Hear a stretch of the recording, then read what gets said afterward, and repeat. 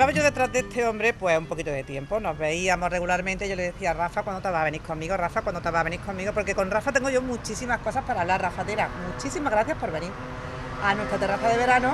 Y me decía, pero ¿de qué quiere hablar, Ana? Él es abogado, pero es un abogado un poco especial. Es un abogado que en principio está ahí tocando temas de empresa. eh, Lleva un montón de empresas, me dijiste ciento cuántas. Tocando temas de empresas significa asesorando fiscal, Efectivamente, contable y laboralmente. efectivamente, Sí, efectivamente. 172 empresas llevamos en nuestra asesoría, llevamos ya bastante tiempo, 25 años. Son 172 empresas que lo que está haciendo con eso es pulsar el tejido empresarial de aquí de nuestra ciudad. Es lo que yo siempre digo, los asesores fiscales somos el pulso, el barómetro o el termómetro de la economía y de las inquietudes sociales y empresariales. Y por eso mismo es por lo que yo, cuando hemos hablado en privado, siempre he dicho, pues nosotros tenemos información de calle donde la gente nos dice cómo les va, cómo no les va, y además que nosotros lo contrastamos con su contabilidad. Y puedo decirte muchas cosas de la situación económica real de nuestros pequeños empresarios, nuestras microempresas y autónomos. Pues eso es lo que yo quiero, que me cuentes cómo está Córdoba. ¿Cómo estaba Córdoba antes del COVID y cómo se ha notado el COVID? ¿Qué incidencia tiene el COVID en la empresa? Pues mira, además de las que yo asesoro, hablo con muchos otros asesores, otros economistas, Ajá. otras personas, y en realidad, estadísticamente, no ha sido una hecatombe económica, porque hasta ahora nos hemos sustentado y nos hemos de alguna manera apoyado en las ayudas institucionales de la Junta de Andalucía, los ERTE, los ceses de actividad, pero el problema no es ese, el problema es que estamos todos muy asustados. No quiero crear alarmismo, porque lo que se viene es un otoño muy caliente si no hay rápidamente una solución, o las instituciones, las autoridades ponen un poquito más carne en el asador para solventar la situación que se nos avecina, porque yo, de las 172 empresas, puedo estimar fácilmente que la mitad van a tener que cerrar. Estoy hablando de joyería, estoy hablando de bares, estoy hablando de tiendas de comestibles, estoy hablando de todos los ámbitos. Asesoramos a empresas de todos los sectores, y es lo que yo veo, están subsistiendo, aguantando. Es una situación que en realidad en septiembre, octubre vamos a saber exactamente cómo acaba, y cuando estas empresas, que tienen una media de unos 500 trabajadores entre todas, se vayan al carajo, pues la situación de esas personas va a ser casi desesperada.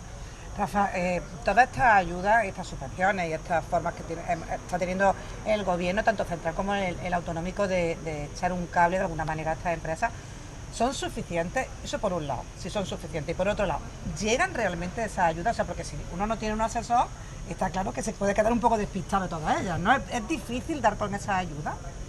No, vamos a ver, ayuda, lo que se activó a partir del 14 de marzo, es decir, las ayudas extraordinarias por el coronavirus, fueron fundamentalmente dos aspectos. Primero, a los trabajadores por cuenta ajena, los ERTES, famosos ERTES, que había que proteger a esos trabajadores que iban a ir temporalmente a la calle porque sus negocios, los negocios en donde trabajaban, había que cerrarlos forzosamente, y al propio empresario protegerlo también con una cantidad de dinero que se le iba a dar mensualmente, que se lo daba a través de la mutua. La cantidad eran de 681 euros al empresario. Imagínate la situación que se crea. Los trabajadores, en realidad, y yo lo he constatado, han cobrado todos han cobrado, unos más tarde que otros han cobrado. Había mucho caos a la hora de organizarse, había mucho caos a la hora de dar esas prestaciones, pero en realidad luego sí han cobrado, unos más de lo que debían, otros menos, unos han cobrado muy tarde, otros han cobrado rápidamente. No podemos quejarnos. Lo que fue al inicio, la primera semana, de todos los asesores. Pero una cosa que tampoco estábamos muy acostumbrados. La gente, cuando oía ERTE, no sabíamos muy bien qué era un ERTE, ¿no? Ahora No todo el estábamos mundo lo preparados. sabe. Lo Claro. peor fue el inicio. El inicio fue absolutamente caótico desde el punto de vista de organización administrativa por el Ministerio de Trabajo. El Ministerio de Trabajo o la institución que en ese momento estaba fue un desastre total. Entonces había protocolos que se iniciaban el lunes y el martes eran totalmente distintos. Había que hacerlo a través de formularios en PDF y luego había que hacerlo a través de una plataforma. Eso fue un caos. Eso fue para los asesores algo terrible. Nosotros estuvimos casi 48 horas sin dormir porque estábamos con esa gran presión de que cometíamos un error y un trabajador se podía quedar sin cobrar su prestación y sin poder llenar la nevera. Imagínate nuestro trabajo, la tensión y no la son y la números, presión son que personas, teníamos. Exactamente. Entonces, sí, más o menos ha estado protegido hasta ahora, que había dinero en las arcas públicas. Ahora todos sabemos que está en quiebra Hacienda y que en realidad cualquier tipo de ayuda que se proponga va a ser muy difícil cumplir que se pague. Los empresarios, no, los empresarios por supuesto, ¿qué les sirve 681 euros a un restaurante que paga 2.500 euros de alquiler y que el casero, el dueño, no quiere rebajarle nada porque dice, el problema mío no, tenemos un contrato y tenemos que seguirlo? La mayoría han condonado la mitad del alquiler, la mayoría han sido consecuentes. La gente un poco más solidaria está echando una mano después.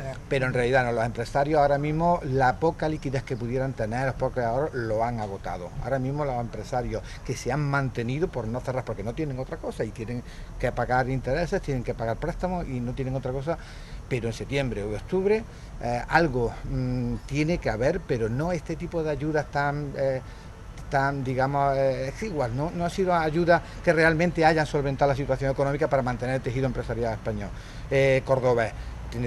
En Italia o en Francia o en Alemania se han dado a fondo perdido 20 o 30.000 euros a cada uno de los pequeños empresarios. Le mandaban una hoja de cálculo, rellenaban los gastos que tenía y se los daba. Y dice, ya hablaremos de cómo lo devuelve. Algo así para mantenerlo. Si no, se estima que el 50% de nuestras pequeñas empresas va a tener que cerrar. También aquí hay un sector que antes estamos tocando, nosotros precisamente estamos en un sitio que es un centro, bueno, pues este Mercado Victoria, en el que tiene pues muchos corners de alimentación y también tiene un sitio de diversión, digamos. Los centros de ocio, de copas y de discotecas, todo eso, cerrados. También se están levantando ahora, también están diciendo que qué pasa con nosotros, claro. También es un sector que da muchísimo trabajo a mucha gente. Córdoba dependemos en gran medida del sector turístico, es muy importante, y solamente tienes que pasar por la judería o ver las visitas que ha tenido la mezquita, que han sido en estos 3 meses 1.140, cuando lo normal eran unos 40.000, para ver que realmente es un sector que se muere si no se reactiva rápidamente. En Córdoba va a pegar muy fuerte. Muy fuerte. Ahora no se ha notado todavía, pero el mes de agosto ya todo está muy... Y por supuesto el ocio nocturno va a ser la ruina absoluta. Se tiene que buscar siempre un término medio, algo moderado de tomar las medidas. Que en una discoteca ha habido un problema de rebrote y hay que cerrarla, hay que ponerle rastreadores, vale, pero que todos paguen cuando no son todos los responsables, es lo que me parece a mí que se están equivocando. La polémica medida de las mascarillas al aire libre, por ejemplo. Esa es una medida que se toma en España y en 4 países más en el mundo. ¿Pero por qué lo hacen? ¿Porque somos unos inconscientes o unos desobedientes o porque quieren quitarse problemas los políticos de encima y dicen, no, para todo el mundo no vaya a ser que luego haya algún problema? En fin, me refiero a que sí, que el ocio nocturno está muerto, que el ocio en general en Córdoba va a bajar un montón, y que lo que sí vamos desde el punto de vista económico, los que entendemos un poquito de esto, es que un segundo confinamiento es imposible desde todos los puntos de vista. Económicamente sería un colapso total. Podríamos necesitar luego décadas para volver a recuperarnos, si ahora hubiera un segundo confinamiento y perdiéramos otro 20% de PIB. Pero bueno, yo estimo que todo esto se va a ir recuperando poco a poco. Y vamos a apelar también a la responsabilidad de cada uno a la hora de hacer lo que nos dicen que tenemos que hacer para evitar esos rebrotes y para evitar que haya, bueno, pues ese segundo confinamiento, que sería desde luego una catástrofe. En eso yo creo que estamos todo el mundo de acuerdo, sería una catástrofe auténtica. Ese cuento en cuanto al pulso de la empresa. También lleváis vosotros el tema de separaciones, de divorcios. Algo significativo, ¿se ha divorciado la gente más o simplemente ha sido una anécdota o una especie de broma, así por alguna forma llamarlo? ¿La gente después de este confinamiento ha solicitado divorciarse más? Pues la previsión era que fuera una hecatombe desde el punto de vista jurídico-emocional, como decimos nosotros.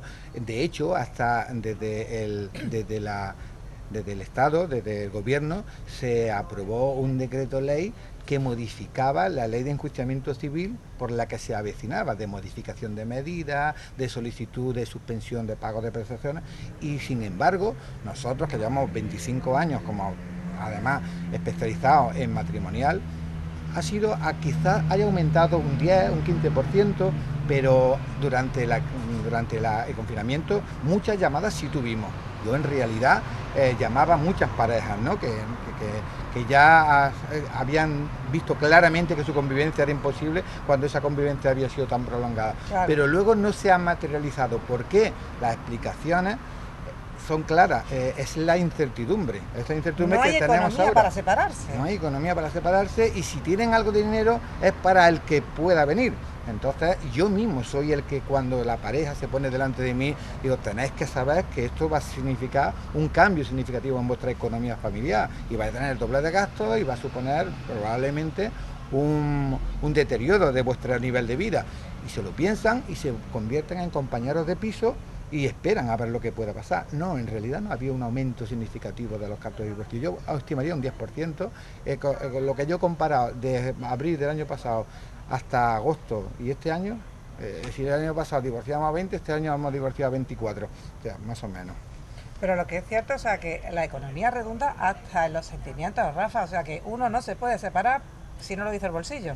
Efectivamente, hombre, hay que tener prioridad a la hora de tomar esa decisión. Como yo les digo, podéis convertir a un compañero de piso hasta que la situación económica os lo permita. No te vas a ir tú a un piso de alquiler y vas a tener que pagar una pensión alimenticia, o vaya a tener un régimen compartido, y multiplicas por 2 todos los gastos en una situación en la que probablemente no tengáis ni para llenar la nevera. Tenemos que convencerlos para que esa decisión se tome con cabeza, y para que cuando se haga mantenga una estabilidad económica que permita que esa decisión se haya tomado realmente con solvencia. Bueno, ya por último, aquí tenemos un señor abogado que ve los problemas desde el cielo. Es una manera también de evadirse esto, Rafa, porque él es que vuela, Rafa vuela por encima de Córdoba. Sí, yo la verdad que he venido a algunas entrevistas fundamentalmente por mi carácter de piloto de paramotor y instructor. Esto no te lo esperabas, tú no te esperabas esta vuelta, sí, ¿no? Sí. Que fuera al revés. Y realmente yo siempre he dicho lo mismo, digo, yo para mí es absolutamente necesario. Todo el mundo tenemos que tener una afición por la que desahoguemos nuestros problemas profesionales. Y la verdad que yo vuelo, por supuesto, mi segunda gran pasión, mi gran pasión es volar en parapente, en paramotor, y nosotros surcamos los cielos de Córdoba a diario prácticamente, y eso es lo que más he sufrido yo en el confinamiento. Yo ¿No trabajaba, has podido volar? No, 14 horas diarias trabajaba, y luego aquí ahora las trabajo, pero luego me voy a volar y ya me quedo, es el desestresante natural mejor que existe. Sin embargo, 56 días, 8 horas y 13 minutos sin volar que me he pasado. ¿Lo tienes contabilizado? Sí, contabilizado, porque yo el sábado se inició el confinamiento 13 de marzo y yo ese día volé por la mañana y a partir de ahí yo contabilicé mi hora, y eso ha sido terrible para mí y para mucha gente que tenga unas aficiones que las necesite para desahogarse. Pero bueno, yo estaba hablando contigo y a mí me da pánico a volar. O sea, si alguien tiene un curso de esos para montarse en avión, que me apunte rápidamente, porque me da pánico a volar. Y sin embargo se lo dije, digo, que sepas que a mí me da muchísima miedo a volar. Hace ya 2 años, ¿no? Un año, no me acuerdo, hace ya cuánto. Voy a tener que volver a montarme, porque hace mucho tiempo ya que no me monto. Y fue increíble. Fue un vuelo para mí fantástico, que además no tiene absolutamente nada delante, nada, o sea, no tienes nada. De repente te está hablando y ya estás en el cielo. Y fue una pasada. Nada de miedo, nada, cero, y al revés, fue un disfrute total. Si me permite hacer una pequeña, recomendación, eso es volar en paramotor, es realmente más que volar, flotar. Es una sensación que al que o no llame la atención ver el mundo desde arriba, pero el que se monta porque se lo han regalado, no con demasiada gana, o se lo han regalado y dice, bueno, vale, ya que estamos, se queda maravillado, porque es una sensación muy especial, sentirse un pájaro como de ninguna otra manera. Yo vuelo otro tipo de aeronaves, más sofisticadas y menos modestas, pero nada como el paramotor. El paramotor es la sensación más parecida a sentirse eso, un ángel, un pájaro. Bueno, depende de quién se monte, no sabemos si angelito o demonio, no sabemos muy bien. Pero lo cierto es que es una sensación fantástica, que quien pueda que se apunte. Rafa, muchísimas gracias por este apunte, tanto en empresa como en matrimonio, como en volar. Hemos tenido de todo un poquito contigo. Muchas gracias a vosotros. Nos seguimos viendo, te sigo la pista, ya sabes, aunque sea desde abajo te sigo la pista. Bueno, pues seguimos ahora.